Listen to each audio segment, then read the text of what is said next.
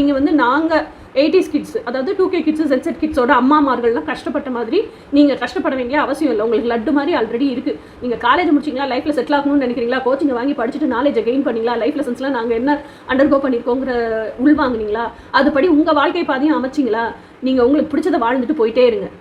நீங்கள் கஷ்டப்பட வேண்டிய அவசியமே கிடையாது. ஓகேயா? சொல்கிறது மட்டும் ஃபாலோ பண்ணால் போதும். ஓகே, இன்றைக்கி இப்போ உங்கள் பர்சனோட மெசேஜ் உங்களுக்கு என்னங்கிறத பார்ப்போம். ஓகேயா? தி எம்பரஸ்.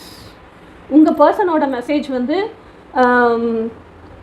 Very creative. இப்போதைக்கு அவங்க வந்து நிறைய இன்னோவேட்டிவ் ஐடியாஸ், நிறைய க்ரியேட்டிவ் ஐடியாஸ் அதை சுமந்துட்டு இருக்காங்க. They are pregnant with creative and innovative ideas. ஓகேயா? ஸோ அந்த மாதிரி அந்த க்ரியேட்டிவ் அண்ட் இன்னோவேட்டிவ் ஐடியாஸ்லாம் என்ன ஆகணும், அதெல்லாம் வெளியே வந்து படைப்புகளாக மாறணும், அது மார்க்கெட்டுக்கு வரணும், சேல்ஸ் ஆகணும், அவங்களுக்கு நல்ல ஒரு ஃபினான்ஷியல் கிரவுண்ட்ஸ் கிடைக்கணும். ஸோ இதுதான் அவங்களோட மெசேஜ். ஸோ அதுக்காக தான் அவங்க ஃபுல் அண்ட் ஃபுல் பாடுபட்டு இருக்காங்க.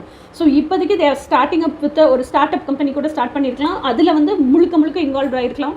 இன்னொன்று they're very fertile, they're very energetic, they're very enthusiastic to அவங்களோட அந்த இனோவேஷன்ஸ், அவங்களோட க்ரியேட்டிவிட்டி, இது எல்லாமே சேல்ஸாக மாற்றுறதுக்கு, இது எல்லாமே ஒரு ப்ராடக்டாக கொண்டு வர்றதுக்கு.